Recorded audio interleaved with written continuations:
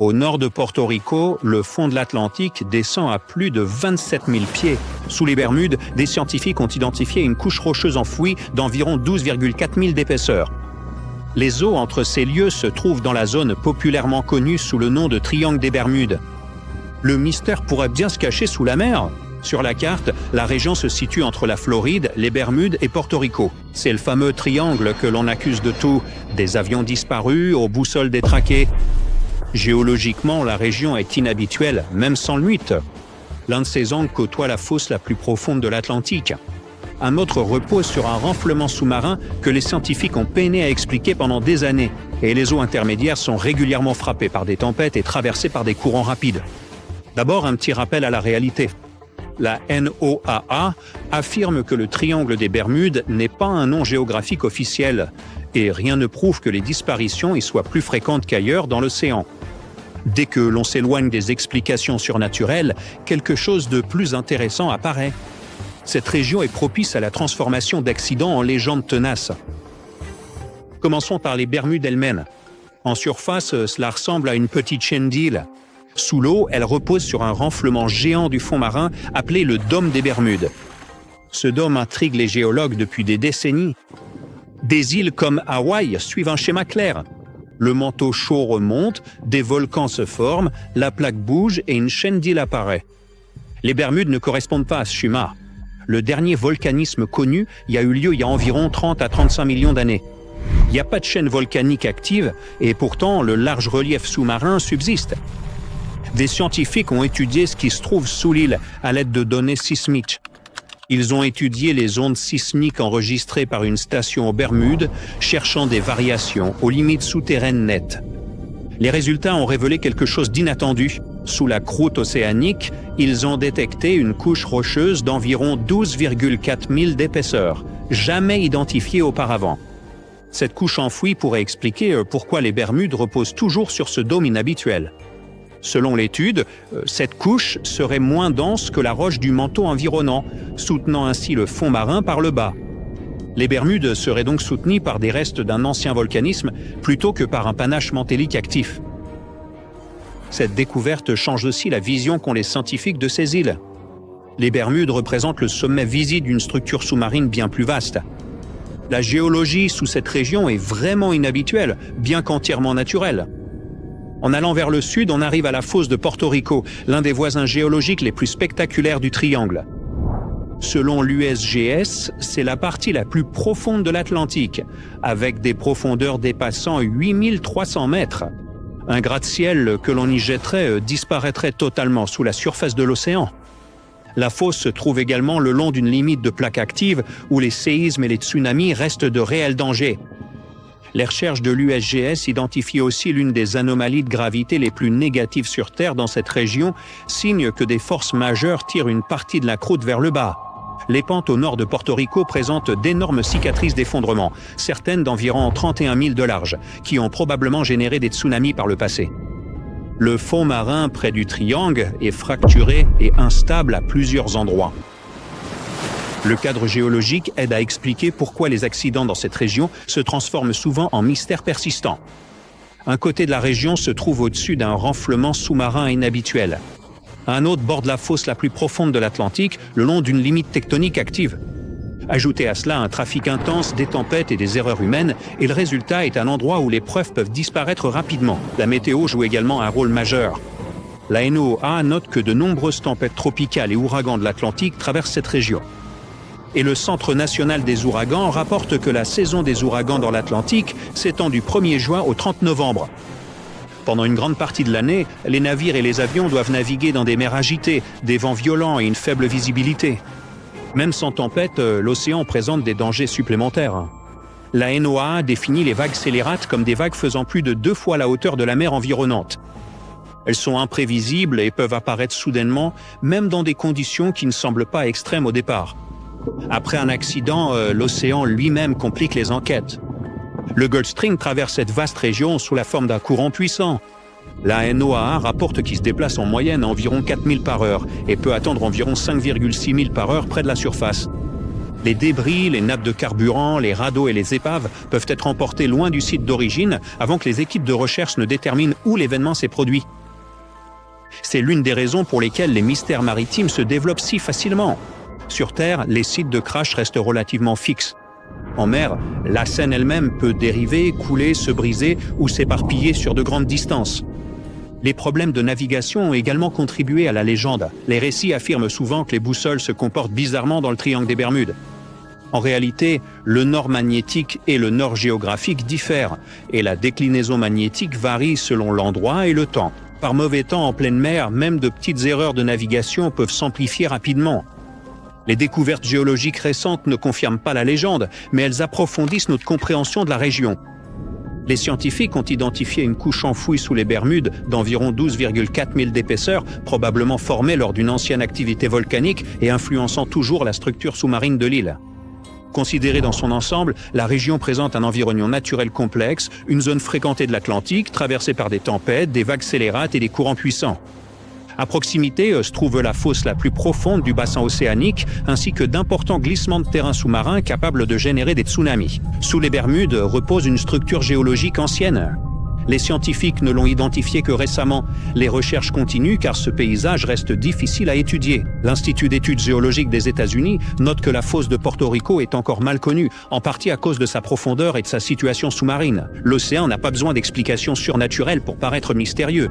Profondeur, obscurité, eaux en mouvement et fonds marins instables créent déjà un environnement difficile pour l'exploration. La légende du triangle des Bermudes surplombe une région façonnée par de puissants processus géologiques et océaniques. Les forces sous-marines n'ont jamais été surnaturelles. Elles font simplement partie de la dynamique même de la planète. Voyons, est-il possible de savoir combien de navires et d'avions ont disparu dans le triangle des Bermudes? Leurs disparitions ont-elles été causées par des erreurs humaines ou des phénomènes météorologiques? Nous allons voir tout ça aujourd'hui. L'histoire du SS Cotopaxi est étrange. Ce navire a disparu en 1925 alors qu'il voyageait de Charleston, en Caroline du Sud, à La Havane. Il n'a jamais atteint sa destination. Des années plus tard, dans les années 1980, une épave a été retrouvée à 65 km au large de Sainte-Augustine, en Floride. Comme les spécialistes n'ont pas pu déterminer ni sa provenance précise, ni ce dont il s'agissait exactement, ils l'ont surnommé le Bear Wreck, ou épave de l'ours. Il a fallu de nombreuses années de travail supplémentaires, effectuées principalement par des biologistes marins, pour confirmer que ce navire était bien le SS Cotopaxi. Cela n'a été vérifié qu'en janvier 2020. Comment le navire a-t-il pu réapparaître? Et comment est-il arrivé là? Puisqu'il ne devrait même pas passer par le triangle des Bermudes. Voyons d'abord qui a inventé ce terme, triangle des Bermudes. Peut-on réellement localiser ce triangle sur une carte? Non, et ce n'est pas non plus un lieu officiellement reconnu. Le triangle des Bermudes n'apparaît sur aucune carte du monde. Personne ne s'est mis d'accord sur ses limites exactes. Il n'existe que des hypothèses, et sa superficie totale varie selon les estimations de 1,3 à 3,9 millions de kilomètres carrés. Selon toutes les sources disponibles, cette zone aurait une forme vaguement triangulaire. C'est en 1964 qu'un auteur américain du nom de Vincent Hayes Gaddis en a eu l'idée en écrivant un article pour le magazine Argosy.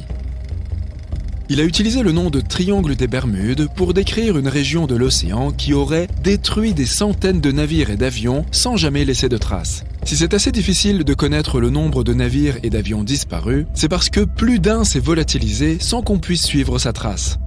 Leurs épaves n'ont tout simplement pas été retrouvées. Mais les histoires qui circulent à leur sujet devraient nous aider.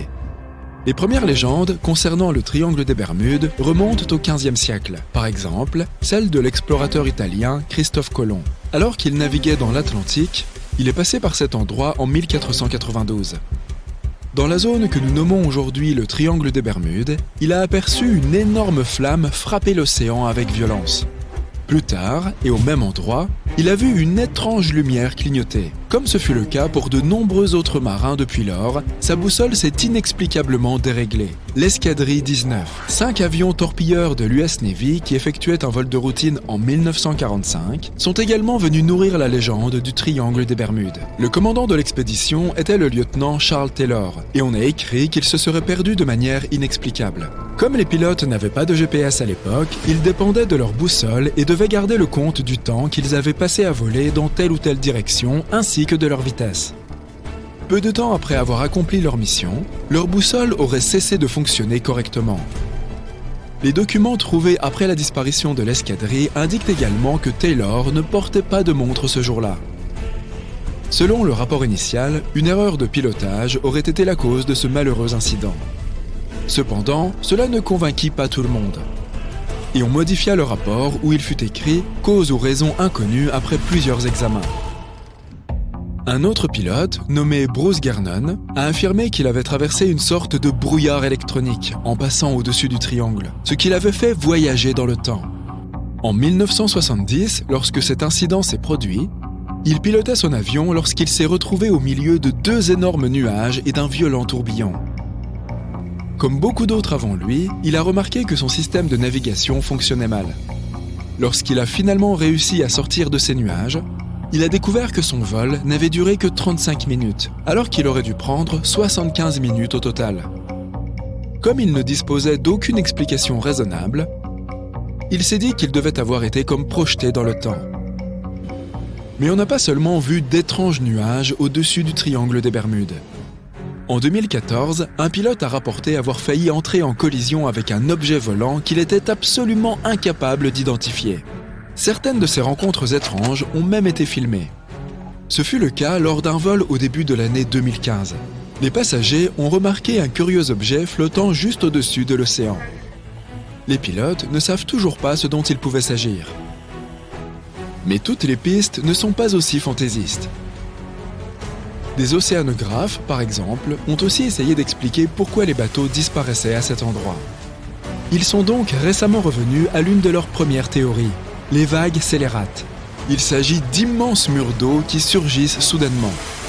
Si plusieurs vagues se lèvent simultanément, elles se chevauchent comme un énorme sandwich de vagues.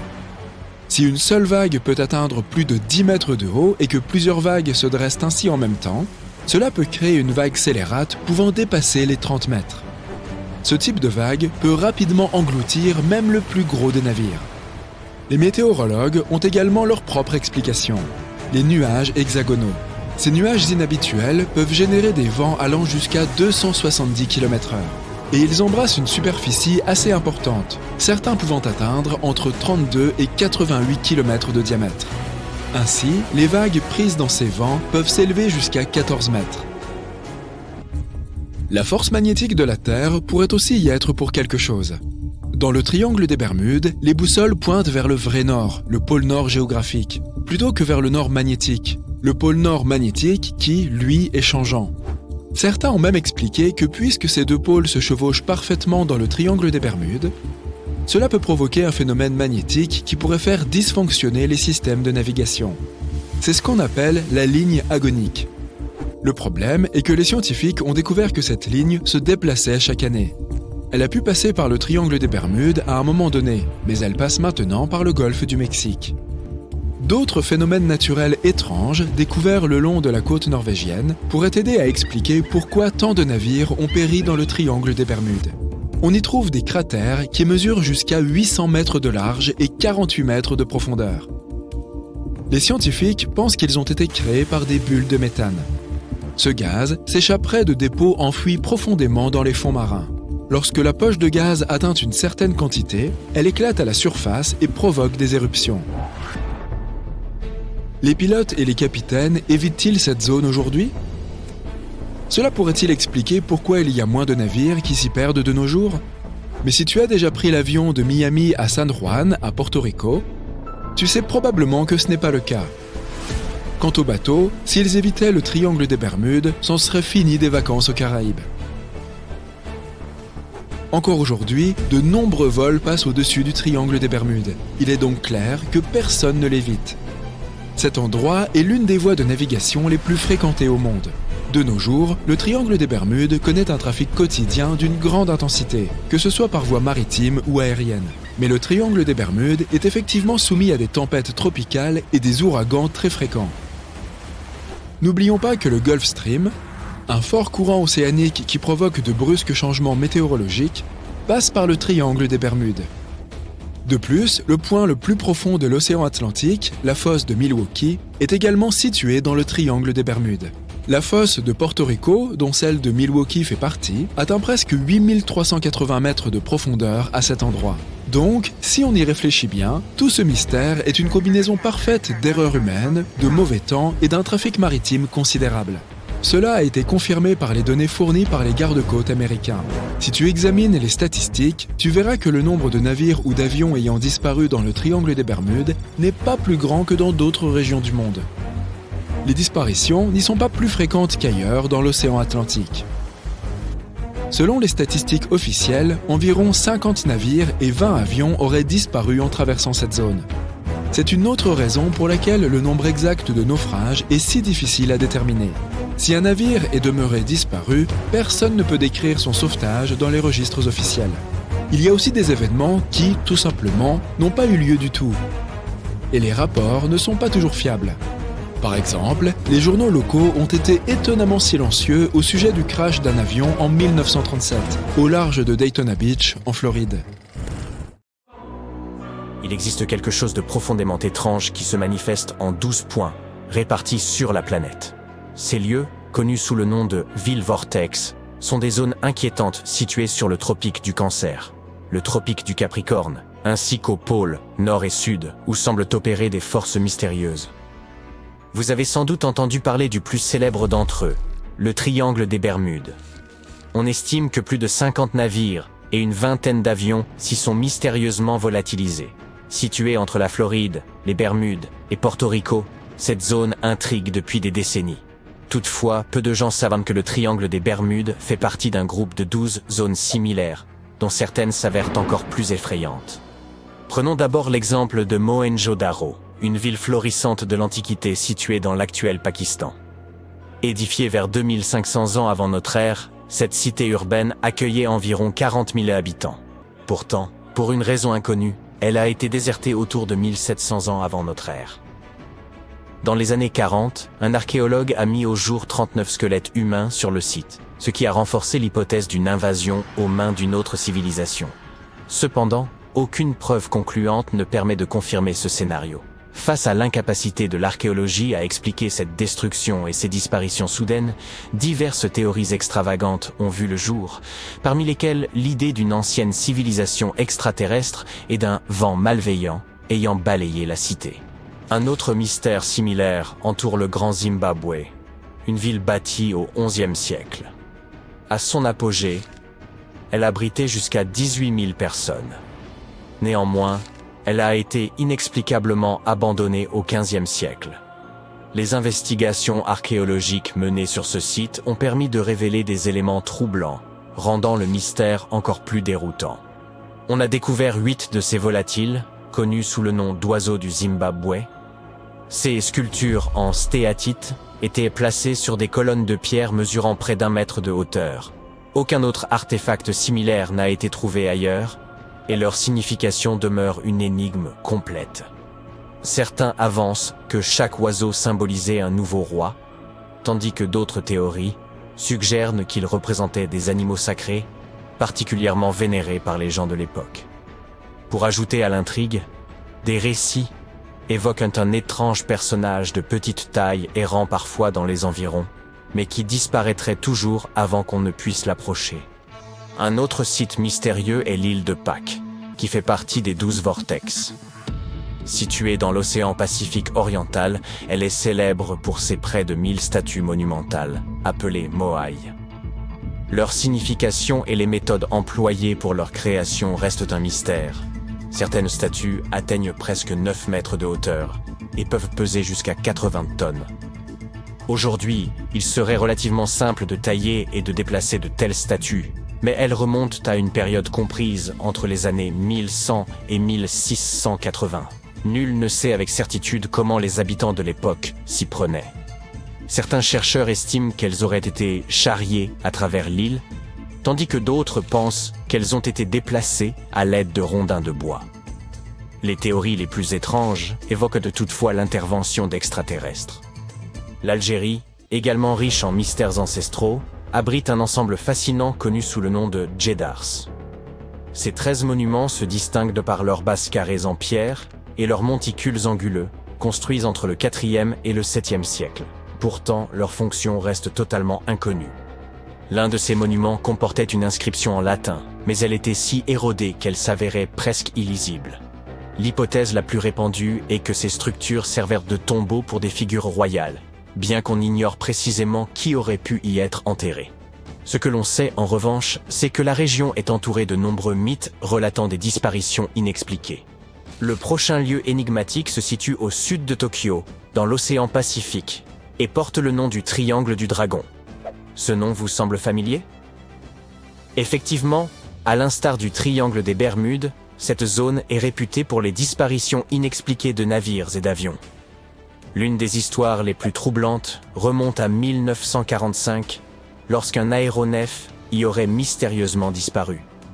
Le pilote aurait, semble-t-il, envoyé une transmission radio juste avant que l'appareil ne disparaisse, affirmant qu'un phénomène étrange se produisait dans le ciel, comme s'il s'ouvrait ou qu'un événement surnaturel était en cours. Bien que ce récit soit inquiétant, la vérité qui se cache derrière cette histoire, ainsi que d'autres légendes du Triangle du Dragon, reste encore sujette à débat. En tapant « Volcan Hamakulia » sur Google Earth, vous le localiserez dans la ceinture de feu d'Hawaï. Toutefois, cet endroit est si mystérieux qu'il est difficile de trouver des informations précises à son sujet. Certaines légendes évoquent la présence d'une énergie électrique inhabituelle dans la région. Une anecdote fascinante rapporte qu'un témoin aurait même vu un avion survoler le volcan avant de disparaître complètement des radars.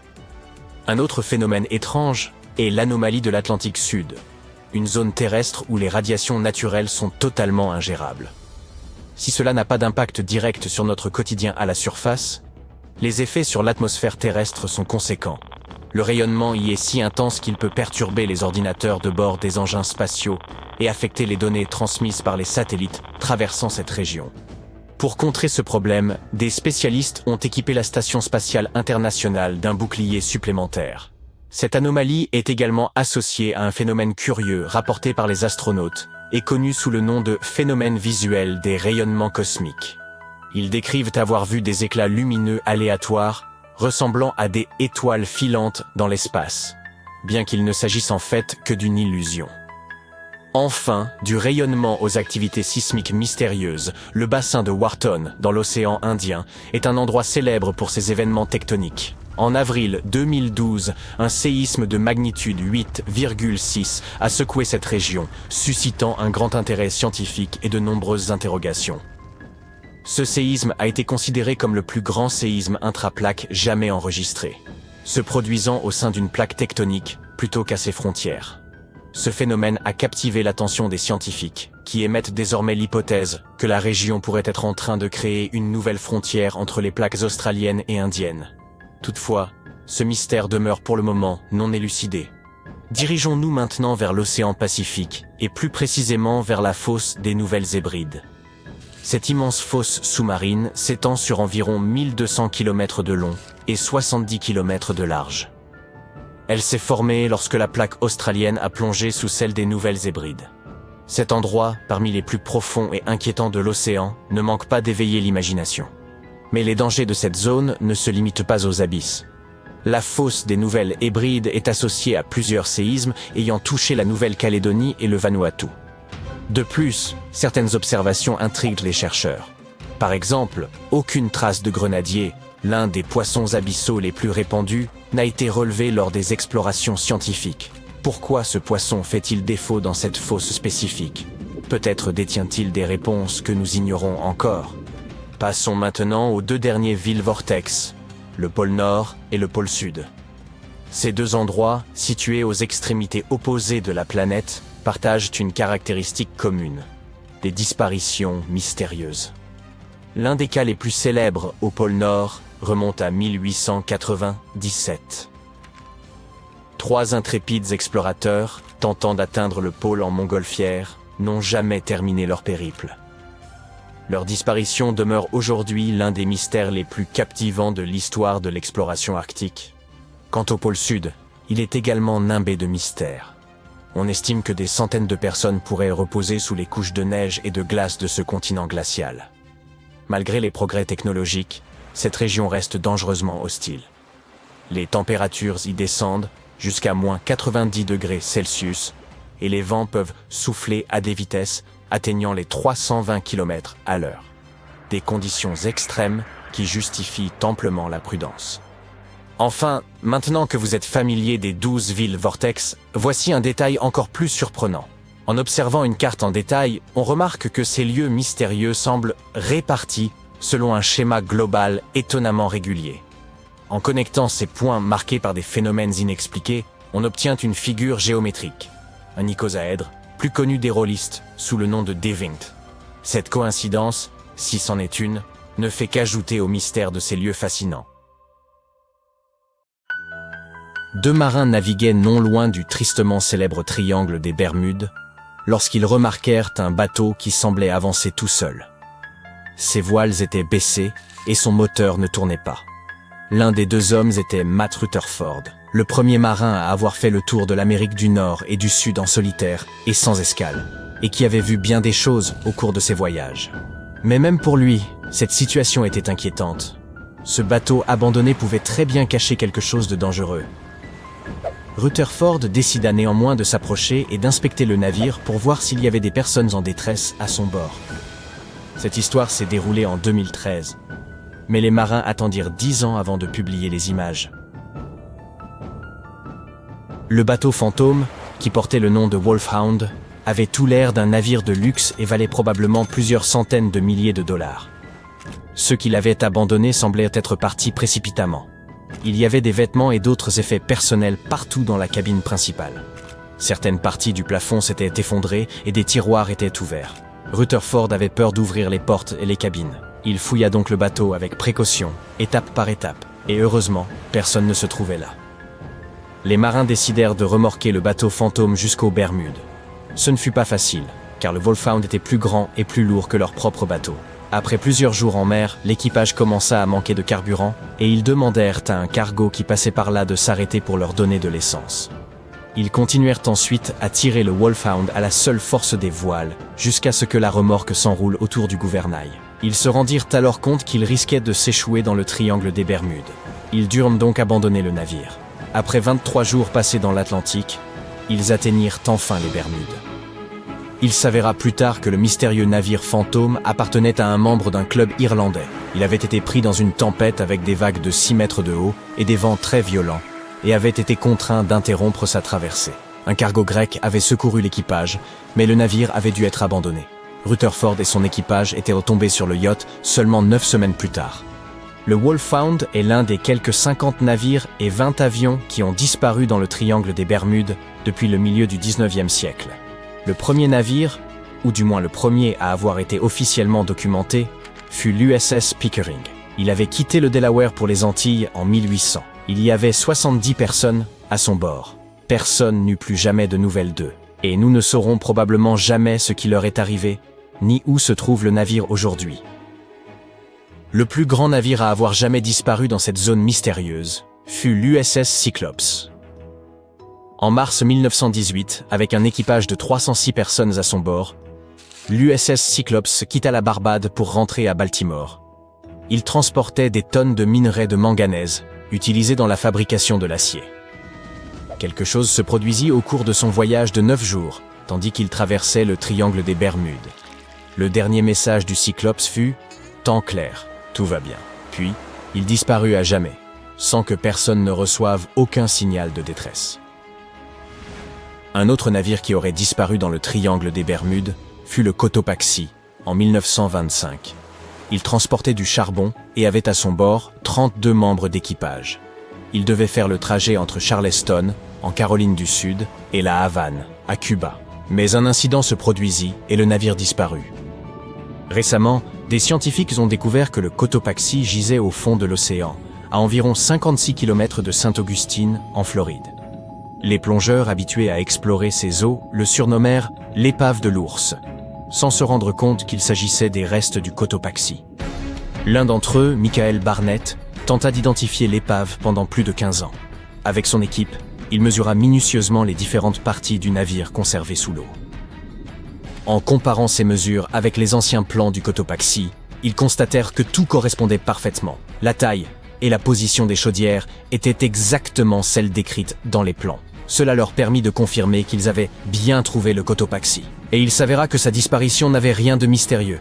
Elle était due à une négligence dans l'entretien des différentes parties du navire et à des conditions météorologiques difficiles. La plupart des écoutilles permettant d'accéder à la cale où était stocké le charbon étaient donc cassées ou manquantes. Cela signifie que si le navire se trouvait pris dans une tempête, l'eau pouvait facilement s'infiltrer à l'intérieur, rendant le navire instable et l'entraînant à sa perte. Et au large des côtes de Floride, le Cotopaxi avait été pris dans une tempête tropicale. Juste avant de disparaître, il avait envoyé un appel de détresse. Il se trouvait près de Sainte-Augustine, ce qui permit de rassembler toutes les pièces du puzzle. Les gens ont imaginé toutes sortes d'explications pour tenter de comprendre ce qui se passe dans le triangle des Bermudes. La plus farfelue est que des vaisseaux spatiaux venus d'autres planètes y capturent des navires et des avions. Ou peut-être que cela a un rapport avec la cité perdue de l'Atlantide, une ville légendaire engloutie sous les mers. Mais il existe des explications plus rationnelles. Par exemple, on sait que cette zone est souvent touchée par des conditions météorologiques extrêmes et imprévisibles, avec des tempêtes soudaines et des trombes marines. Depuis des centaines et des centaines d'années, les marins racontent des histoires de vagues géantes qui semblent surgir de nulle part dans pleine mer. Ce qui tenait autrefois du conte a aujourd'hui été démontré par des images satellites témoignant de vagues monstrueuses, certaines atteignant plus de 30 mètres de haut. Les tempêtes provenant du golfe du Mexique peuvent frapper la région du triangle des Bermudes et créer des vagues elles aussi très violentes et imprévisibles. Des scientifiques ont construit une maquette de l'USS Cyclops et l'ont placée dans un simulateur de vagues. Ils affirment que même une vague scélérate de 15 mètres de haut aurait suffi à renverser ce navire. Son fond était plat et il était moins stable, donc plus susceptible de chavirer. Le plancher océanique présente également un relief vallonné, ce qui peut être dangereux si un vaisseau n'est pas piloté avec précaution. Parfois, des problèmes peuvent survenir au niveau des moteurs, des systèmes de communication ou d'autres équipements. Si un avion ou un navire rencontre un problème mécanique loin des côtes, obtenir de l'aide rapidement peut être très difficile, surtout si les équipes de secours sont loin. Le triangle des Bermudes présente également des anomalies magnétiques, de sorte que dans certains endroits, les boussoles peuvent indiquer une direction erronée. Et enfin, il y a les erreurs humaines. Une mauvaise estimation des distances, un mauvais changement de cap ou des instructions mal suivies. C'est ce qui est arrivé à l'escadrille 19, un groupe d'avions qui a lui aussi disparu. Son commandant, le lieutenant Charles Taylor, avait décidé de voler malgré le mauvais temps et en l'absence d'un équipement complet. Et puis, il était fatigué, ce qui l'empêcha probablement de juger correctement la situation. Les disparitions dans le triangle des Bermudes ne sont pas plus fréquentes que dans d'autres parties de l'océan Atlantique, où circulent de nombreux navires et avions. Elles attirent simplement davantage l'attention et font davantage parler d'elles. Le triangle des Bermudes ne figure toujours pas sur les cartes et n'a pas de frontières officielles. Il est donc possible que nous ne puissions jamais résoudre son mystère, car nous ne sommes même pas certains qu'il en existe réellement un. Cependant, nous devrions peut-être nous inquiéter d'un autre triangle des Bermudes, celui qui se trouve dans l'espace. Ce triangle spatial ne fait pas disparaître complètement les objets, mais il perturbe les équipements des véhicules spatiaux, provoquant des dysfonctionnements et empêchant les appareils de fonctionner pendant un certain temps. Le triangle des Bermudes de l'espace, officiellement connu sous le nom d'anomalie de l'Atlantique Sud, est une zone unique au-dessus de la Terre. Elle s'étend sur certaines parties de l'Amérique du Sud et de l'Afrique, du Chili jusqu'au Zimbabwe. Elle se trouve exactement à l'endroit où le bouclier magnétique terrestre est le plus faible. Lorsqu'un satellite traverse cette zone, des milliers de particules à haute énergie, en particulier des protons, viennent en frapper chaque centimètre à chaque seconde. Pour protéger les satellites de ces radiations, les agences spatiales les mettent souvent en mode veille lorsqu'ils traversent cette zone. Le télescope spatial Hubble traverse la région environ 10 fois par jour et passe environ 15% de son temps en mode veille en raison de cette anomalie. Même les astronautes de la Station spatiale internationale, qui voyagent également près de cette zone, doivent prendre des précautions contre les radiations. Certaines parties de la station, comme la cuisine et les zones de couchage, sont équipées d'un blindage supplémentaire. Vous avez peut-être vu cette vidéo virale où des youtubeurs ont dissimulé un trésor dans le triangle des Bermudes et où un inconnu a eu l'audace de partir à sa recherche. Il est reparti avec 10 000 $ en poche. Mais, soyons réalistes, son plus grand triomphe a sans doute été d'en sortir indemne. Cette zone maritime périlleuse, située entre la Floride, Porto Rico et les Bermudes, est tristement célèbre pour ses événements mystérieux et inexpliqués. On raconte que plus de 50 navires et une vingtaine d'avions s'y sont volatilisés sans laisser de traces. Cela a donné naissance à de nombreuses théories selon lesquelles cette région serait connectée à des forces mystiques ou à des vortex capables d'entraîner les objets vers d'autres dimensions. Cependant, un scientifique australien du nom de Karl Kruszelnicki pourrait bien avoir élucidé le mystère du triangle des Bermudes. D'après lui, la majorité des légendes et de ces disparitions troublantes peuvent être attribuées à deux causes principales. Le premier facteur mis en avant est l'erreur humaine. Une des théories réfutées par Kruszelnicki concerne le vol tragique de l'escadrille 19. En 1945, 5 avions de la marine américaine ont décollé pour une mission d'entraînement de routine en Floride. Tout semblait se dérouler sans accroc, jusqu'à ce qu'après 90 minutes, le commandant de l'escadron signale qu'ils étaient perdus. Puis, soudainement, pouf, ils ont simplement disparu. Malgré l'une des plus vastes opérations de recherche aérienne et maritime de l'histoire, aucune trace de l'escadrille 19, ni de ses 14 membres d'équipage, n'a été retrouvée à ce jour. Ce qui continue de susciter l'étonnement à propos de cet incident, c'est que les conditions météorologiques lors du départ étaient particulièrement favorables. Une journée relativement chaude, des nuages légers et cotonneux parsemant le ciel, et une brise venant du sud-ouest. Rien qui ne sorte de l'ordinaire pour une mission d'entraînement. Alors, qu'est-il vraiment arrivé? Il s'avère que, bien que le chef d'escadrille ait accumulé plus de 2000 heures de vol, il était un assez piètre pilote. À vrai dire, un pilote vraiment médiocre. D'après Kruszelnicki, le commandant était si mauvais en navigation qu'il s'était déjà égaré en mer à au moins 2 reprises avant l'épisode de l'escadrille 19. Ce jour fatidique, il avait même tenté de trouver quelqu'un pour le remplacer. Sans succès, ce qui s'est malheureusement avéré tragique pour tout son escadron. Après avoir mené à bien leur exercice de vol, les 2 boussoles de bord ont subitement cessé de fonctionner. Sur la fréquence radio de la patrouille, sa voix angoissée affirmait qu'ils survolèrent des terres. Plus précisément, il était persuadé de se trouver au-dessus des quais de Floride. Pourtant, cela défiait toute logique. Moins d'1 heure avant, il avait survolé, comme prévu, les hauts fonds de Henson Chicken aux Bahamas. Mais il était à présent convaincu que son avion avait inexplicablement dérivé sur plusieurs centaines de kilomètres pour atteindre les quais de Floride. Une erreur monumentale. Selon les hypothèses les plus crédibles, ce qu'il pensait être les quais de Floride n'était en réalité qu'un groupe de petites îles des Bahamas. C'est là que les choses ont pris une tournure dramatique. Au lieu de corriger sa trajectoire et de revenir vers l'ouest en direction de la Floride, il a continué à voler vers l'est, s'aventurant davantage dans l'océan Atlantique. À court de carburant, son avion s'est abîmé et vous connaissez déjà la suite. Certains partisans de théories alternatives affirment qu'une force malveillante aurait perturbé les 2 boussoles, provoquant leur dysfonctionnement au-dessus de cette région prétendument maudite. Cependant, il faut bien l'admettre, même si une telle hypothèse s'avérait exacte, l'erreur humaine reste le facteur déterminant dans cette tragédie. Le pilote n'aurait jamais dû confondre les îles des Bahamas avec les quais de Floride, pointe à la ligne. Passons maintenant au second facteur qui, selon Kruszelnicki, explique une grande partie des disparitions mystérieuses dans le triangle des Bermudes. Les conditions météorologiques défavorables. De nombreuses tempêtes tropicales et ouragans de l'Atlantique traversent directement le triangle des Bermudes. Avant l'ère des prévisions météorologiques avancées, ces phénomènes naturels étaient responsables de la perte de nombreux navires. Par ailleurs, le Gulf Stream, un puissant courant océanique, traverse également la région. Ce courant peut provoquer des changements météorologiques soudains et parfois spectaculaires. En y réfléchissant, ces facteurs naturels suffisent à expliquer une grande partie, voire la majorité, des disparitions signalées. Prenons l'exemple de l'USS Cyclops. En 1918, ce cargo imposant de 150 mètres et transportant environ 11 000 tonnes de manganèse a disparu sans laisser de traces. Il effectuait une traversée entre les Antilles et Baltimore avec 309 personnes à bord. Ce qui rend cette disparition encore plus troublante, c'est qu'aucun signal de détresse n'a été émis. Plus de 100 ans après les faits, le mystère reste entier. aucune épave n'a jamais été retrouvée. Évidemment, cette disparition a donné lieu à toutes sortes de théories.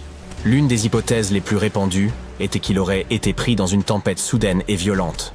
Avec son lourd chargement de manganèse, le navire aurait pu chavirer et couler en un temps record.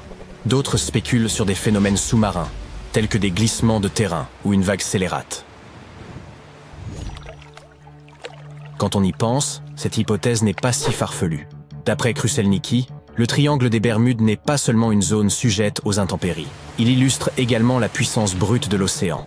Le fond marin y atteint des profondeurs impressionnantes, près de 9000 mètres, soit l'équivalent inversé du mont Everest.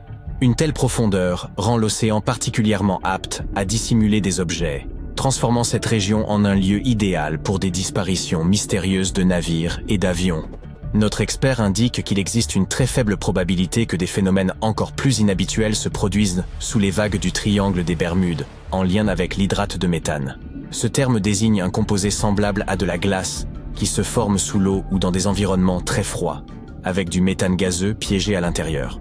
Parfois, ces structures peuvent se désagréger, libérant des bulles à la surface. Et cette remontée de bulles peut s'avérer fatale, tout du moins pour les navires. Des expériences menées sur des modèles réduits de bateaux ont démontré que lorsqu'un volume important de bulles remonte à la surface, la densité de l'eau diminue, ce qui compromet la capacité d'un navire à flotter. Si ces bulles couvrent rapidement une large zone, le bateau peut perdre sa flottabilité, le faisant chavirer ou couler. Cela dit, la probabilité qu'un tel scénario se produise reste extrêmement faible. En fin de compte, l'erreur humaine et les conditions météorologiques défavorables sont probablement les deux facteurs principaux derrière les mystères attribués à cette mer prétendument maléfique. Mais en réalité, le triangle des Bermudes n'a rien d'extraordinaire. Bien que cette région ait une renommée considérable, il n'existe aucune carte officielle délimitant clairement ses frontières et affirmant « Voici, précisément, où se situe le triangle des Bermudes ». C'est d'ailleurs l'une des raisons du problème. Des disparitions ou événements inexpliqués survenant bien au-delà de cette zone sont souvent associés à tort au triangle, comme ce fut le cas pour le Mary Celeste. En 1872, ce navire a été retrouvé parfaitement intact, mais sans trace de son capitaine, de sa famille, ni de son équipage. Face à ce mystère, beaucoup ont évoqué l'idée d'un vaisseau fantôme lié au triangle des Bermudes. Cependant, un détail ne concorde pas. Le Mary Celeste avait été abandonné à environ 650 km à l'est des Açores, soit dans une zone complètement différente de l'Atlantique. À ce stade, le fameux triangle s'est transformé en trapèze pour inclure une immense portion de l'Atlantique Nord. Ce que nous voulons dire, c'est qu'une fois que les gens commencent à croire en l'existence d'une zone dangereuse, le biais de confirmation s'installe. Pour autant, la réalité est que le triangle des Bermudes est traversé quotidiennement par un trafic maritime et aérien considérable. Et d'après les experts, le pourcentage d'incidents qui s'y produisent serait globalement similaire à celui observé ailleurs dans le monde. Certaines années, ce chiffre peut être légèrement plus élevé, d'autres fois plus bas, mais en moyenne, il reste constant. Avec cette perspective, il semble qu'il soit temps de laisser derrière nous ces théories extravagantes autour du triangle des Bermudes. Du moins, jusqu'à ce que la prochaine disparition étrange ne se produise. Une étudiante en 2e année d'université venait de terminer son service à la cafétéria lorsqu'elle décida de partir en randonnée. Après s'être préparée, elle salua sa colocataire et se rendit en autostop au début du sentier. À peine âgée de 18 ans, elle rencontra des randonneurs qui rentraient d'excursion et leur demanda des indications. Bien que la nuit commençât à tomber, elle poursuivit son chemin et ne fut jamais revue. Elle répondait au nom de Paula Weldon et elle disparut en 1946, alors qu'elle marchait le long d'un sentier proche de Bennington, une ville située dans le sud-ouest du Vermont.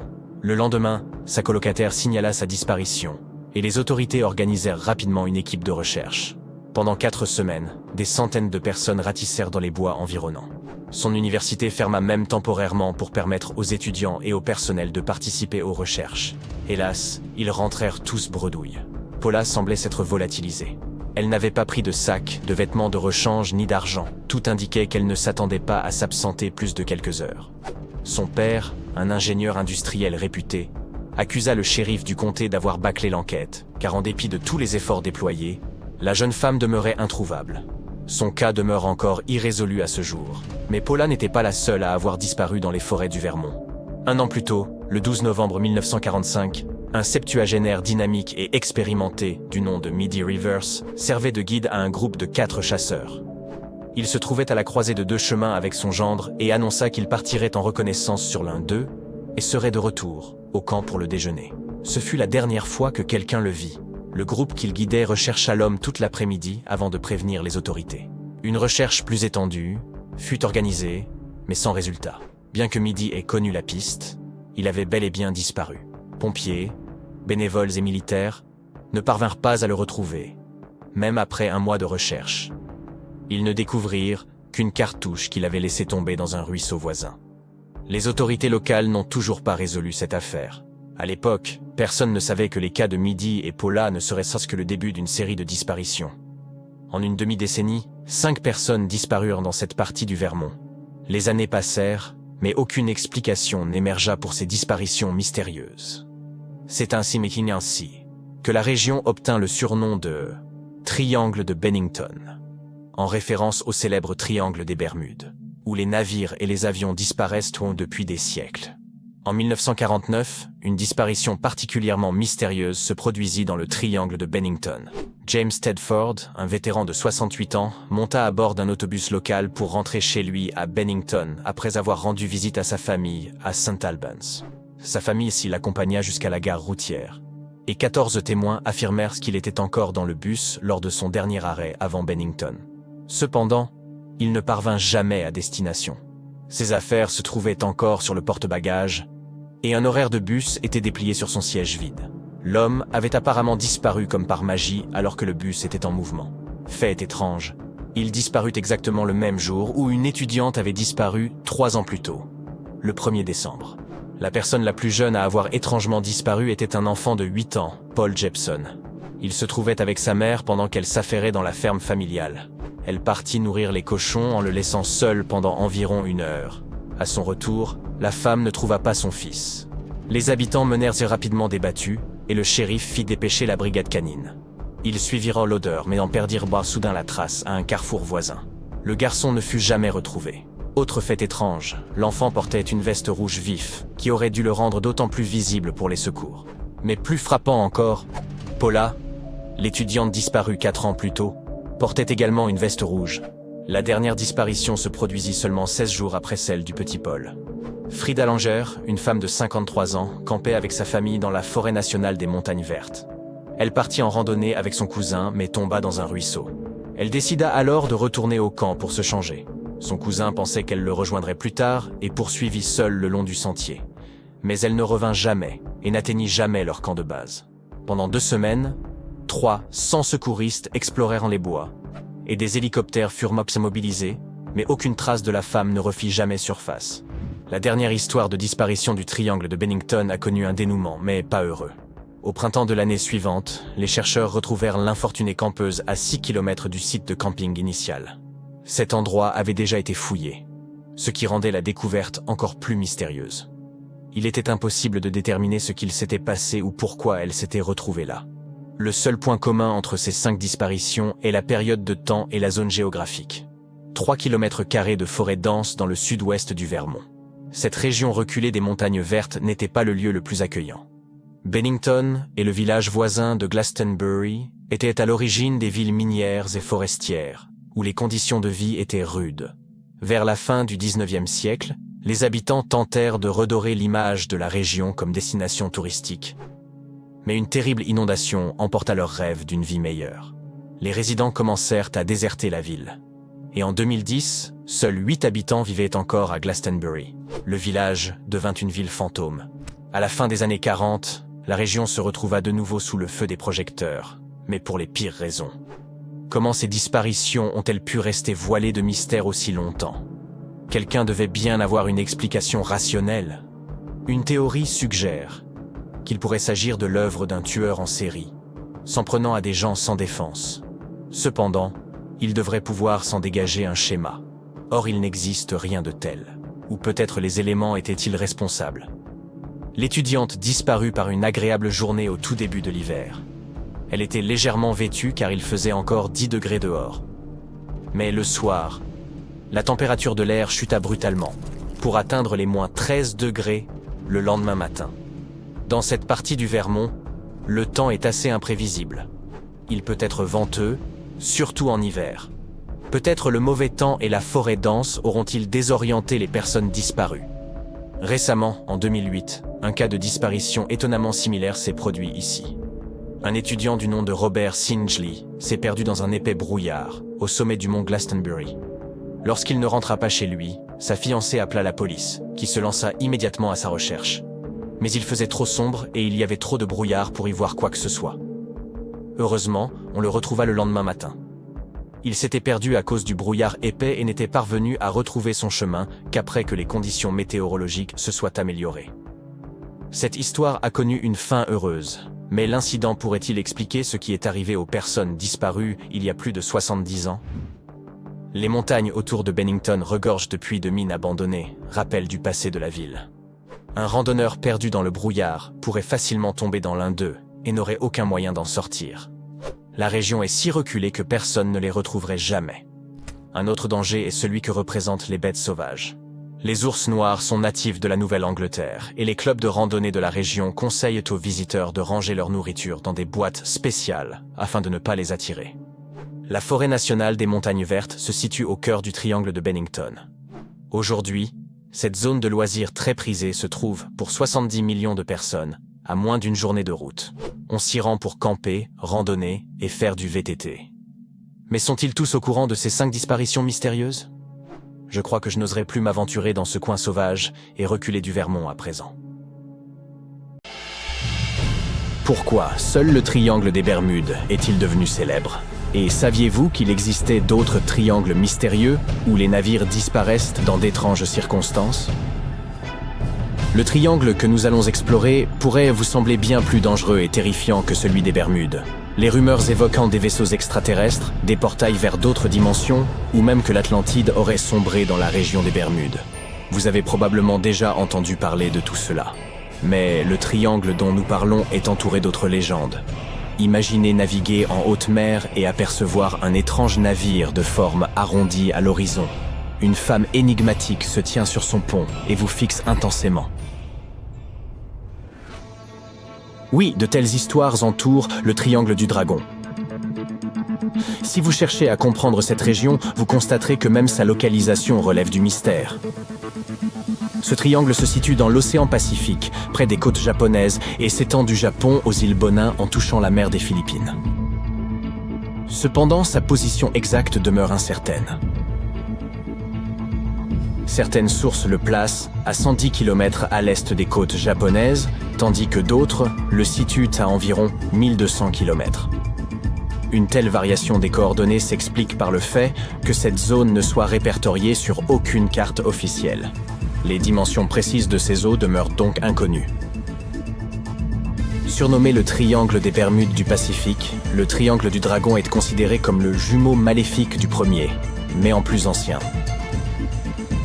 Le fait est que les récits de disparitions mystérieuses de navires dans cette région datent d'avant ceux du triangle des Bermudes.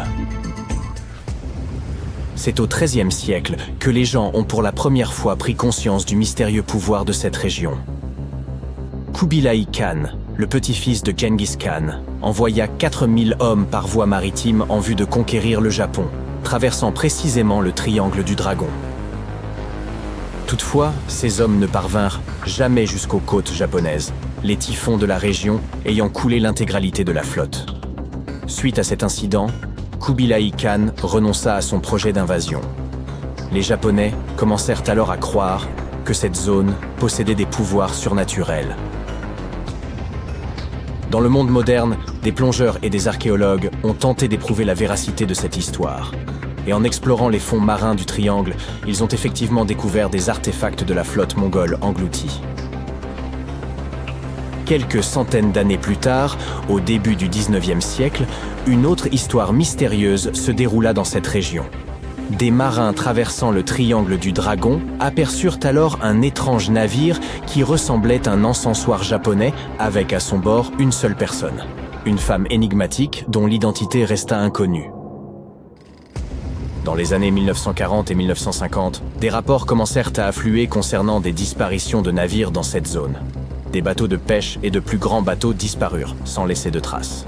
Le Japon envoya un navire de recherche pour enquêter sur ces disparitions, mais celui-ci, avec ses 31 membres d'équipage, disparut également. L'épave fut retrouvée plus tard, mais sans aucun marin à bord. Les légendes entourant cet endroit mystérieux refirent à leur surface.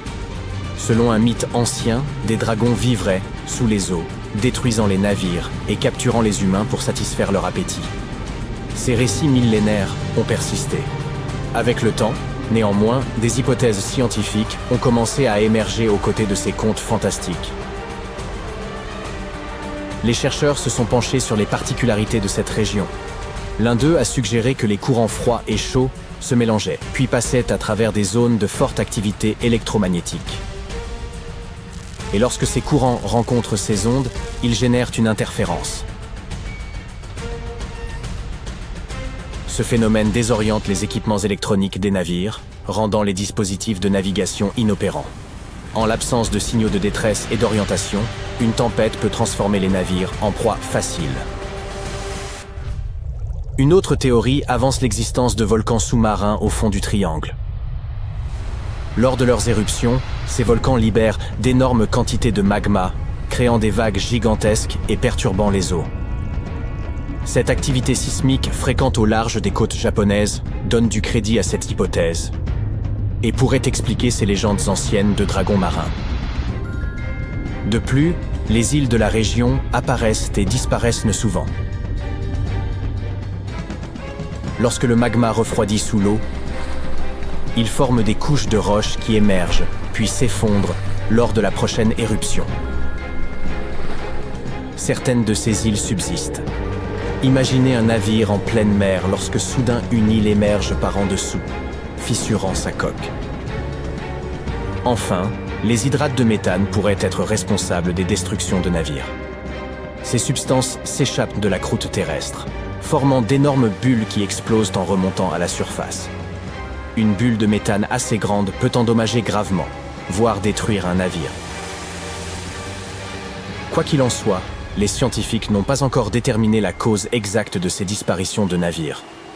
En fin de compte, tous ces incidents mystérieux pourraient bien ne relever que de la légende.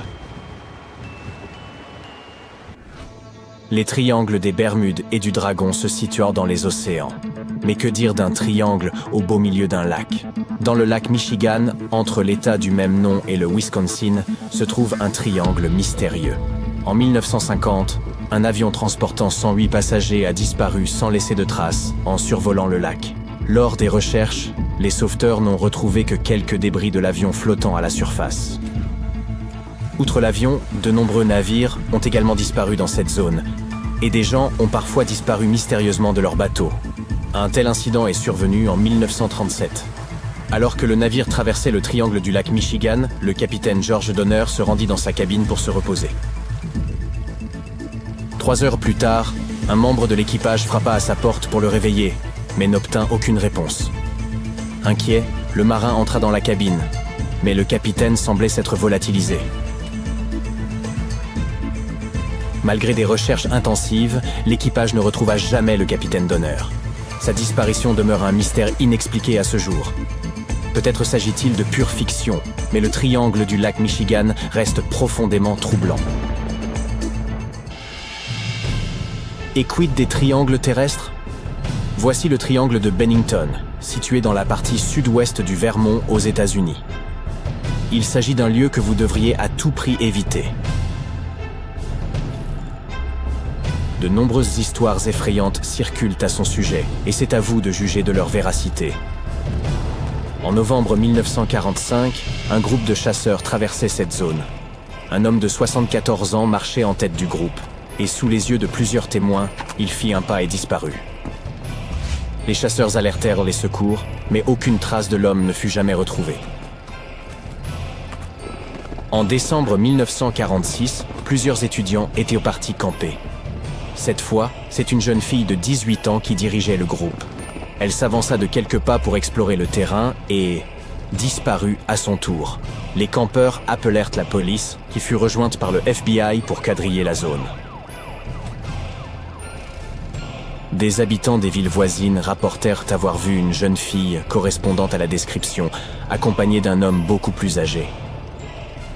Les deux auraient quitté la région en voiture pour ne plus jamais être revus. Peu après, une voiture similaire fut retrouvée brûlée non loin de New York, mais il était impossible de confirmer si la jeune fille disparue se trouvait à l'intérieur. 3 ans plus tard, un autre homme disparut dans le triangle de Bennington. Il attendait un bus au terminus de la ligne. Quand l'autobus arriva, il grimpa à bord, mais n'atteignit jamais sa destination. Sans en être jamais sorti, il semblait s'être proprement volatilisé. La police n'en retrouva pas la moindre trace.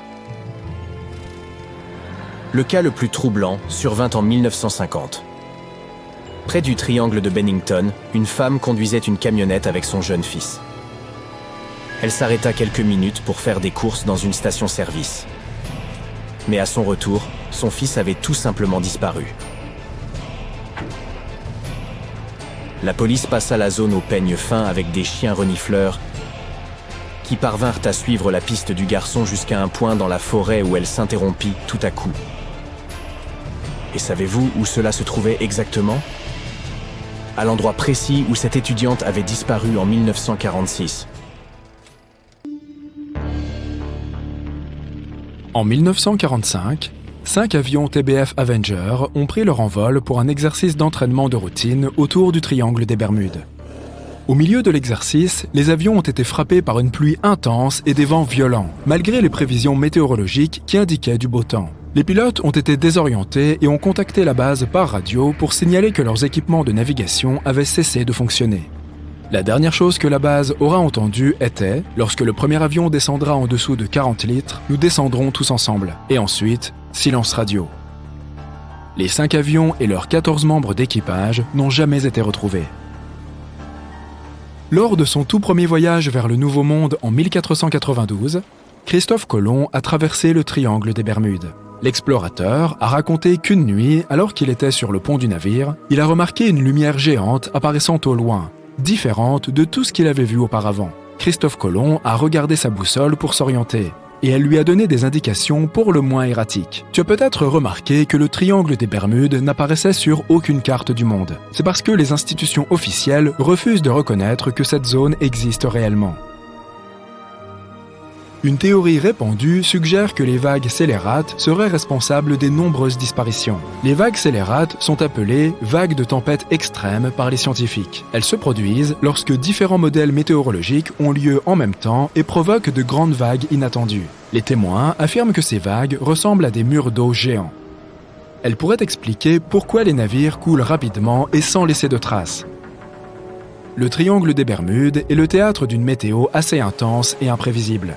Les tempêtes se forment rapidement et de façon inattendue, puis disparaissent peu après. Si tu clignes des yeux, tu risques de les manquer. Cela pourrait expliquer pourquoi si peu de signaux de détresse sont émis. Les pilotes et les marins ne voient jamais le mauvais temps venir. Personne ne sait exactement combien de navires et d'avions ont disparu dans le triangle des Bermudes. L'estimation approximative est de 50 navires et 20 avions. La plupart du temps, les disparitions n'avaient aucune explication et aucune épave n'a jamais été retrouvée. Une autre théorie bizarre, qui tente de résoudre le mystère du triangle des Bermudes, vient de Charles Berlitz. Il insiste sur le fait que la zone abrite la cité perdue d'Atlantis. Selon lui, les navires et avions disparus et les équipements qui fonctionnent mal ont tous été causés par des rayons d'énergie émis par les cristaux spéciaux qui alimentent supposément l'Atlantide. Bien que cela semble farfelu, la théorie de Berlitz était suffisamment convaincante pour que plus de 20 millions de personnes achètent son livre dans le monde entier. En 1800, un grand voilier appelé l'USS Pickering a quitté les États-Unis pour se rendre aux Antilles. Il a navigué dans le triangle des Bermudes avec son équipage de 90 hommes et on n'a plus jamais entendu parler de lui. L'USS Pickering a été le tout premier navire confirmé à disparaître dans le triangle des Bermudes. On pense qu'il a été emporté par une tempête, mais comme aucune épave n'a jamais été retrouvée, on n'en sera jamais certain. Lorsque les avions TBF Avenger ont disparu, une opération de recherche de grande ampleur a été déployée. Des bateaux et des avions ont fouillé le triangle des Bermudes à la recherche de tout signe de l'avion. L'un des bateaux de recherche était un aéroglisseur PBM-5 Mariner. L'aéroglisseur a pris son envol à 19h27 et a émis un message radio de routine 3 minutes plus tard. Ensuite, on n'a jamais entendu parler de lui. Aucune trace de lui, ni des 5 avions Avenger, n'a jamais été trouvée. Une enquête a été lancée sur la disparition de tous ces appareils. Mais rien n'a jamais été découvert. Cette zone particulière de l'océan est l'une des routes maritimes les plus fréquentées au monde. Certains sceptiques pensent que ce simple fait explique tout le mystère. Statistiquement, plus la zone est fréquentée, plus la probabilité des accidents et des disparitions est élevée. Bien que cela soit logique, ce n'est pas la fréquence des disparitions qui constitue le mystère du triangle des Bermudes. C'est l'absence d'explication ou d'épave trouvée. Au fond de l'océan, les organismes en décomposition laissent échapper de grandes concentrations de méthane, qui restent piégés sous l'eau. Ce gaz peut s'accumuler jusqu'à ce que, boum, il explose. Le gaz remonte à la surface et fait éruption. Si un bateau se trouve dans la zone d'une de ces éruptions, l'eau devenant beaucoup moins dense peut le faire couler rapidement et sans avertissement. Les scientifiques pensent que cela pourrait être la cause des nombreuses disparitions dans le triangle des Bermudes. Bien que cette théorie soit très logique, elle ne semble pas très probable. Le service géologique des États-Unis a déclaré qu'aucun rejet important de gaz ne se serait produit dans cette zone au cours des 15 000 dernières années. Le fond de l'océan est fait de roches contenant beaucoup de magnétite, laquelle ressemble à du fer. Les champs magnétiques réagissent à la forte concentration de magnétite au fond de l'océan, ce qui peut déclencher une sorte de conflit entre les deux. Cela peut souvent conduire à diverses anomalies météorologiques et, par conséquent, à des problèmes de navigation. Et naturellement, toute modification du plancher océanique ou des champs magnétiques de la Terre influence beaucoup le triangle des Bermudes. Comme le champ magnétique est en mouvement constant, il se pourrait qu'il emporte aussi le triangle des Bermudes avec lui. Maintenant que les gens savent où se trouve le triangle, il est facile de l'éviter. Il est censé se déplacer vers l'est en même temps que les pôles magnétiques. Mais les scientifiques ne savent toujours pas répondre à la question de savoir où il se trouvera exactement dans quelques années. Certaines personnes attribuent toutes les catastrophes à des activités extraterrestres paranormales. D'autres supposent qu'il s'agit de phénomènes naturels déchaînés. Il y a un autre triangle dans le lac Michigan. Tout comme celui qui se trouve près des Bermudes, le triangle du Michigan a acquis sa triste réputation à cause de plusieurs disparitions. La première documentée remonte à 1679. Un grand navire, l'un des plus grands de l'époque, est parti en expédition. Mais une fois arrivé au niveau du sinistre triangle, il n'est jamais revenu. Bien plus tard, un avion a disparu dans ce même triangle. Le ciel y est généralement très clair, mais en 1883, certaines personnes ont été témoins de phénomènes anormaux dans la région. Certains prétendent avoir vu de grands blocs de glace tomber du ciel, et l'équipage a même réussi à en récupérer un comme preuve irréfutable. Un autre triangle se trouve dans une zone mystérieuse de l'océan Pacifique, au large de la côte sud du Japon, non loin de Tokyo. Il y a une mer où de nombreux navires ont connu leur perte, disparaissant sans laisser de traces. On l'appelle le triangle du dragon. Certains scientifiques pensent que la cause des anomalies est due aux changements environnementaux. Il y a aussi une très forte concentration d'hydrate de méthane au fond de l'océan dans la région du triangle du Pacifique. Tu dévies de la trajectoire initiale et tu navigues dans la mauvaise direction. La mer des Caraïbes se trouve près du triangle, parsemée de petites îles. Le plancher océanique ici n'est pas profond. Ton navire peut pénétrer dans ces eaux peu profondes et se retrouver coincé dans les hauts fonds sans que tu n'aies aucune idée de l'endroit où tu te trouves. Si nous étions au XXIe siècle, le capitaine du navire serait capable d'atteindre le rivage en utilisant un GPS et d'autres moyens de navigation modernes. Mais le plus intéressant, c'est que la boussole fonctionnerait correctement cette fois, puisque le pôle nord magnétique ne coïncide plus avec le vrai depuis longtemps sur le territoire du triangle des Bermudes. La ligne agonique se trouve quelque part loin d'ici. Il n'y a plus de problème de navigation de nos jours, mais pour une raison quelconque, c'est ici que les navires disparaissent. Et pas seulement ici d'ailleurs. Dans tout l'océan Atlantique, il y a des endroits où beaucoup de navires ont disparu. Le triangle des Bermudes ne figure même pas dans le top 10 de ces endroits. L'une des principales raisons pour lesquelles de nombreux navires font naufrage ici est que l'une des routes maritimes les plus populaires de l'Atlantique passe par le triangle des Bermudes. Et plus il y a de navires à un endroit, plus il y a de naufrages. Simple question de probabilité. Ensuite, ça commence à devenir bizarre. D'autres théories stipulent qu'il y aurait une faille spatio-temporelle dans cette région. Les vaisseaux et les avions tombent dans cette faille et se retrouvent dans le passé ou dans le futur. Mais pour des raisons évidentes, il n'y a pas une seule preuve de ce mythe. Il n'y a aucune raison de penser que la faille soit cachée quelque part ici. La base d'une civilisation extraterrestre pourrait aussi se trouver dans le triangle des Bermudes. Les visiteurs d'autres galaxies enlèveraient les navires avec leur équipage, si bien que personne ne retrouverait les épaves. Il s'agit également d'un mythe populaire sans aucune preuve scientifique. Enfin, le légendaire Kraken vivrait quelque part dans le triangle. C'est un énorme calmar censé attirer les navires vers le fond, et c'est aussi une légende que les marins se racontent. Toutefois, des calamars gigantesques vivent bel et bien dans les profondeurs de l'océan. Ils peuvent atteindre la taille de la moitié d'un wagon de train, mais aucun cas n'a été enregistré où l'un d'entre eux aurait coulé un grand navire. Et dans la région du triangle des Bermudes, on ne les a jamais vus. Les gens d'autrefois ne connaissaient pas l'existence de ces créatures. Alors, quand ils les ont vues pour la première fois, ils les ont décrites comme d'énormes et terribles monstres. Les calmars géants font partie des créatures les plus insaisissables sur Terre, et les scientifiques ont dû utiliser des équipements à sonar pour les débusquer. Ils n'aiment pas quitter les sombres profondeurs et sont susceptibles d'avoir peur du bruit de tout navire. Voilà qui devrait donc les dédouaner de toute responsabilité. Le triangle des Bermudes est l'une des routes maritimes les plus fréquentées au monde. Certains sceptiques pensent que c'est juste cette haute fréquentation qui explique le fameux mystère du triangle des Bermudes. En termes statistiques, plus la zone est fréquentée, plus la fréquence des accidents et des disparitions est élevée. Bien que cela soit logique, ce n'est pas la fréquence des disparitions qui est à l'origine du mystère du triangle des Bermudes, mais l'absence d'explication ou d'épaves retrouvées. Lors de son tout premier voyage vers le Nouveau Monde, en 1492, Christophe Colomb a traversé le triangle des Bermudes. Ce dernier raconte qu'une nuit, alors qu'il était sur le pont du navire, il a remarqué l'apparition d'une lumière géante au loin, différente de tout ce qu'il avait vu auparavant. Colomb a regardé sa boussole pour s'orienter et elle a donné des lectures erratiques. Tu as peut-être remarqué que le triangle des Bermudes n'apparaît sur aucune carte du monde. Cela s'explique par le fait que les institutions officielles refusent de reconnaître l'existence de cette zone. Personne ne sait exactement combien de navires et d'avions ont disparu dans le triangle des Bermudes. L'estimation approximative est de 50 bateaux et 20 avions. La plupart du temps, les disparitions n'ont pas d'explication et aucune épave n'a jamais été retrouvée. Lorsque les avions TBF Avenger ont disparu, une gigantesque opération de recherche a été menée. Des bateaux et des avions ont fouillé le triangle des Bermudes à la recherche de tout signe de l'avion. L'un des bateaux de recherche était un aéroglisseur PBM-5 Mariner. Celui-ci a pris son envol à 19h27 et a émis un message radio de routine 3 minutes plus tard.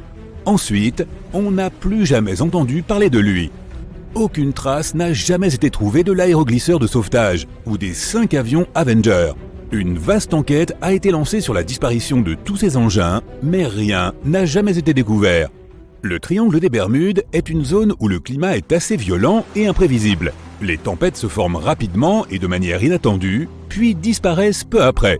Si tu clignes des yeux, tu risques de les manquer. Cela pourrait expliquer pourquoi peu de signaux de détresse sont émis. Les pilotes et les marins n'ont jamais vu venir la mauvaise météo. Une théorie très répandue suggère que les vagues scélérates sont responsables de ces nombreuses disparitions. Les vagues scélérates sont appelées vagues de tempête extrême par les scientifiques. Elles arrivent lorsque différents phénomènes météorologiques se produisent en même temps et provoquent de grandes vagues soudaines qui atteignent jusqu'à 30 mètres de haut. Les témoins disent que les vagues ressemblent à des murs d'eau géants. Ces vagues pourraient expliquer pourquoi les navires coulent rapidement et sans laisser de traces. Juste au large des côtes du Japon, tu trouveras le triangle des Bermudes de l'océan Pacifique. On l'appelle le triangle du dragon. Entre 1950 et 1954, 9 navires ont disparu dans cette zone sans laisser de traces. Le navire Kaiyo Maru 5 a été envoyé pour enquêter sur ces disparitions inexpliquées lorsqu'il s'est également volatilisé. Après cet incident, les autorités japonaises ont qualifié la zone de dangereuse et les marins ont été invités à l'éviter. Certaines personnes attribuent toutes les catastrophes à une quelconque activité paranormale extraterrestre. D'autres supposent qu'il s'agit de phénomènes naturels violents. Certains scientifiques pensent que la cause des anomalies est due aux changements environnementaux. Il y a aussi une très forte concentration d'hydrate de méthane au fond de l'océan dans la région des Bermudes du Pacifique. Ce gaz a tendance à se libérer et lorsque cela se produit, des bulles commencent à se former à la surface de l'eau. Ces éruptions de gaz peuvent interrompre la capacité de flotter et peuvent facilement couler un navire. À cause de cette réaction chimique, il ne resterait même pas une trace. Les volcans sous-marins seraient une autre explication possible du triangle du dragon japonais. En fait, ils peuvent même détruire de petites îles. Heureusement, personne n'y vit. Il est assez courant dans cette région que certaines îles disparaissent sous l'eau et que d'autres apparaissent sans prévenir en raison de l'activité sismique. Tu ne trouveras jamais le triangle du dragon sur aucune carte officielle du monde, donc personne n'est tout à fait sûr de sa taille réelle. En juillet 2015, 2 adolescents ont disparu après avoir pris la mer au large des côtes de la Floride. Le mystère plane sur ce que les 2 adolescents étaient réellement en train de faire. Ils ont dit à leurs parents qu'ils allaient simplement pêcher, mais ils ont dit à leurs amis qu'ils faisaient une traversée vers les Bahamas. Peu de temps après leur départ, une ligne d'orage s'est déplacée vers la région et les garçons n'ont jamais plus été vus. Une énorme recherche a été menée, mais malheureusement, rien n'a été trouvé. 1 an plus tard, le bateau du duo a été retrouvé au large des Bermudes avec un iPhone cassé et quelques effets personnels à l'intérieur. L'une des théories les plus populaires et les plus étranges pour tenter de résoudre le mystère du triangle des Bermudes émane de Charles Berlitz. Il affirme que la région abrite la cité perdue de l'Atlantide. Selon lui, les navires et les avions disparus, ainsi que les équipements défectueux, ont tous été causés par les rayons d'énergie émis par les cristaux d'énergie spéciaux qui alimentent l'Atlantide. Bien que cela puisse paraître idiot, la théorie de Berlitz est suffisamment convaincante pour que plus de 20 millions de personnes aient acheté son livre dans le monde entier. Auparavant, les boussoles ne fonctionnaient pas bien dans le triangle des Bermudes, car les lignes des 2 pôles coïncidaient à cet endroit, le vrai nord et le nord magnétique. Si tu tombes sur cette ligne, ta boussole se comportera bizarrement, mais le nord magnétique se déplace constamment et se trouve maintenant bien au-delà du triangle. Ta navigation est bonne, le matériel électronique aussi, mais le carburant du yacht est épuisé car tu as oublié d'éteindre le moteur. Aucune légende ne raconte que des pirates des siècles derniers opèrent dans le triangle des Bermudes ou que le Hollandais volant fait disparaître les autres navires. Une théorie populaire veut que les navires voyagent vers le passé ou le futur lointain à travers un portail temporel dans le triangle des Bermudes. Heureusement, ce ne sont que des mythes et toi, tu es bien ancré dans notre réalité. Et tu sais qu'il faut toujours attendre les sauveteurs. Imagine des centaines de tentacules géants qui se dirigent vers un groupe de navires qui naviguent dans le triangle des Bermudes. Dans les siècles précédents, ils auraient pu facilement couler une flotte entière, car les navires étaient en bois et plus légers. Les calmars enveloppaient les ponts avec leurs puissants tentacules et faisaient des trous dans les coques des navires avec leurs becs acérés. Les ventouses avec des dents pouvaient briser les mâts et déchirer les voiles. L'eau remplissait les cales et montait lentement sur le pont. Les navires coulaient en quelques minutes. Les survivants atteignaient le rivage et racontaient à tout le monde l'existence d'énormes monstres. C'est ainsi que sont apparues les légendes du Kraken. Heureusement, les gens disposent aujourd'hui de sonars et d'équipements pour surveiller l'espace maritime. On dit que la raison principale pour laquelle cet endroit est si énigmatique doit être les champs magnétiques qui forment ce triangle inquiétant. Le fond des océans est constitué de roches qui contiennent beaucoup de magnétite. Pas les aimants que tu mets sur ton frigo pour te souvenir de ton beau voyage à Paris. Il s'agit plutôt de fer. Les champs magnétiques réagissent à la forte concentration de magnétite au fond de l'océan, ce qui peut déclencher une sorte de conflit entre les deux. Cela peut souvent conduire à diverses anomalies météorologiques et, par conséquent, à des problèmes de navigation. Et naturellement, tout changement dans le fond de l'océan ou dans les champs magnétiques de la Terre influence fortement le triangle des Bermudes. Les champs magnétiques ont tendance à se déplacer, tout comme les plaques tectoniques et même les continents, même si nous ne le remarquons jamais. Le ciel est généralement très clair dans cette région, mais en 1883, des personnes ont été témoins de phénomènes anormaux. Certains prétendent avoir vu de grands blocs de glace tomber du ciel, et l'équipage a même réussi à en conserver un comme preuve irréfutable. Il semblerait que le triangle des Bermudes ait une existence non seulement sur Terre, mais aussi dans l'espace. Cependant, les vaisseaux spatiaux ne disparaissent généralement pas dans les airs. En fait, il n'y a pas d'air. Cette zone anormale est très étendue et s'étend juste au-dessus de l'Atlantique Sud. Elle s'étend du Chili au Zimbabwe et se situe à l'endroit où les ceintures de radiation de Van Allen sont les plus proches de la surface de notre planète. La Terre possède 2 ceintures de ce type, qui sont très utiles pour piéger les particules en provenance du Soleil. Elles font un excellent travail en protégeant la Terre des radiations. Le champ magnétique est plus faible, ce qui permet à la ceinture de radiation de la Terre de se rapprocher de la surface. Chaque fois qu'un satellite passe à proximité, il est exposé aux radiations, ce qui peut entraîner de graves dommages. Aucun satellite ne peut donc prendre de photos de cette anomalie. L'anomalie de l'Atlantique Sud est une partie de la Terre où les radiations naturelles sont incontrôlables. Pourtant, il existe peu de preuves que tous ces triangles soient réellement dangereux. Beaucoup de gens pensent que le triangle des Bermudes lui-même a prouvé à maintes reprises qu'il n'était rien d'autre qu'une œuvre de fiction. En fait, certains naufrages, comme celui de l'Helen Austin, ont gagné en popularité au milieu du XXe siècle, alors qu'avant cela, personne ne songeait à dessiner un triangle dans la région des Bermudes. Le mystère a été propagé par les auteurs de science-fiction et est devenu un mythe courant, alors qu'aucune recherche sérieuse n'a prouvé qu'il était plus dangereux que d'autres parties de l'océan mondial. L'équipage de l'Helen Austin, en 1881, n'était donc même pas au courant de l'existence du triangle des Bermudes à l'époque, et en avait encore moins peur. Et toi, qu'en penses-tu ? Plus de 50 navires et 20 avions ont disparu à cet emplacement depuis le milieu du 19e siècle. Tu ne trouveras pas cet endroit sur une carte papier ordinaire, car il ne s'agit pas d'une région officielle de l'océan Atlantique. Il s'agit simplement d'une petite zone d'eau en forme de triangle située près de la côte sud-est des États-Unis. Au XXe siècle, cet endroit est devenu une légende. Certains pensent qu'il abrite une base secrète. D'autres sont persuadés qu'il s'agit d'un portail temporel. Des navires sont pris dans une forte tempête et se déplacent vers le passé ou le futur. Il existe également une théorie selon laquelle la cité de l'Atlantide se trouverait juste sous le triangle des Bermudes. Ces technologies créent des rafales d'énergie et détruisent les navires. Même les avions ont un risque de disparaître dans cette zone. Tout cela est allé si loin que si quelque chose d'étrange se produit dans l'océan, tout le monde pense que c'est lié d'une manière ou d'une autre au triangle des Bermudes. La peur du triangle est devenue populaire grâce aux livres et aux films. Les réalisateurs, les écrivains et les journalistes aiment exploiter ce sujet.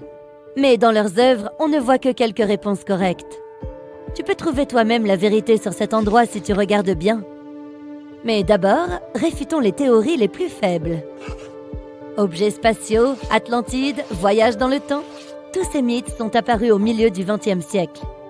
Avant cette époque, il n'y avait aucune trace de phénomène mystérieux. Les gens ont juste noté que beaucoup de bateaux coulaient ici. Mais ensuite, un auteur a écrit un livre sur l'Atlantide qui reposait dans les eaux du triangle. L'auteur n'a fourni aucune preuve, mais il a décrit cette hypothèse de manière très convaincante. Les gens l'ont lu et l'ont bien aimé. La psyché humaine aime lire quelque chose de secret. Lorsque tu apprends quelque chose que personne ne connaît, tu te sens spécial. Et bien sûr, tu commences à croire en ce secret. C'est donc une des raisons pour lesquelles le livre sur le triangle des Bermudes est devenu si populaire. Il a rapporté beaucoup d'argent à l'auteur, et d'autres personnes ont également voulu s'enrichir de la même manière. D'autres théories fantastiques sur le voyage dans le temps et des bases secrètes sont apparues depuis. Après cela, les gens ont commencé à réaliser des documentaires.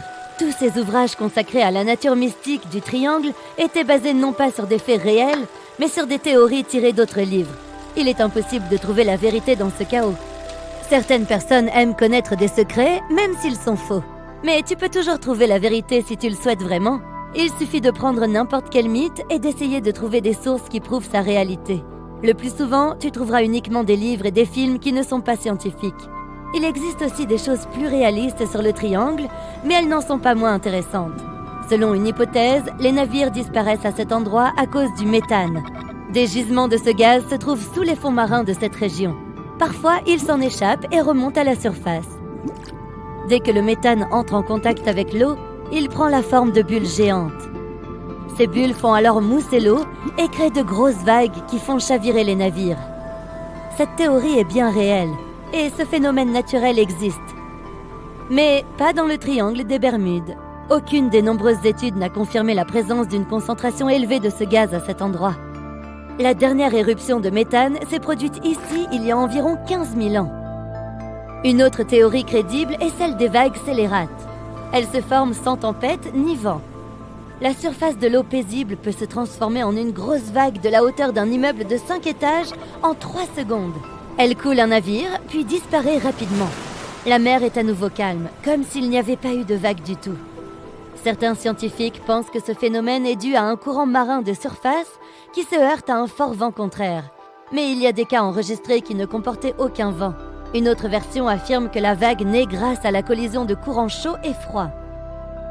Mais la théorie la plus passionnante parle de vampirisme cinétique, qui forme les vagues. Dans certaines conditions naturelles, les vagues acquièrent la capacité d'échanger de l'énergie cinétique. Et parmi toutes les vagues, il y aura la plus grande, la vague vampire. Elle absorbe l'énergie de toutes les autres. Quand l'énergie est accumulée, la vague vampire l'éjecte. Cela explique la force de l'impact et sa disparition soudaine. Toutes les théories semblent logiques, mais les scientifiques n'arrivent toujours pas à comprendre la nature de ce phénomène. Oui, les vagues scélérates peuvent emporter des navires sous l'eau, mais pas seulement dans le triangle des Bermudes. Elles apparaissent rarement dans toutes les eaux des océans du monde. Alors, passons à la théorie suivante. Certains de ceux qui ont navigué dans cet endroit ont signalé que leurs appareils de navigation étaient devenus instables. La boussole et l'électronique sont tombés en panne. Le signal et les communications radio ont été perdus. Nous devons observer le triangle depuis l'espace pour découvrir la raison. Si tu utilises des capteurs et des appareils spéciaux, tu verras que le champ magnétique de la Terre est affaibli au-dessus du triangle des Bermudes. Ce champ est un bouclier qui nous protège des radiations solaires.